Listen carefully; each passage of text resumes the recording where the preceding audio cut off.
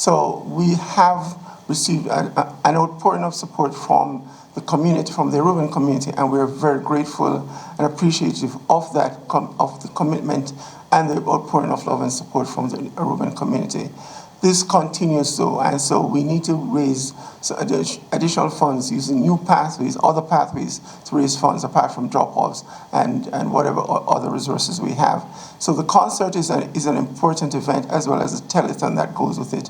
Free Winds has gratefully agreed to organize this, help us organize this event, along with members from Kiwanis, Lions, and the old school backer boys. So I just want to thank everyone for their contribution, for their outpouring of love and support. Today, we once again answer the call to help our Caribbean neighbors in a time of need. The Relief Consul di Jamaica will take place on Saturday, December 6th, from 6 p.m. to 10 p.m. On the main street in San Nicolas, near O'Neill's Restaurant. Mark that down. Don't forget that date and time. Yes, in support of all these different activities, the Red Cross is also opening, or it has been opened, a specific emergency relief account, which is an Aruba bank account. You can always follow the Red Cross Aruba page for more information on the exact bank account. Also, in addition, we have donation boxes all over the island. You might see them at gas stations, at pharmacies, everywhere, restaurants. It has a specific sticker on it with the bank account information, so kindly support the cause that way. We also would like to inform that on November 30th, the Marriott Aruba Stellaris will be hosting a Jamaica benefit brunch.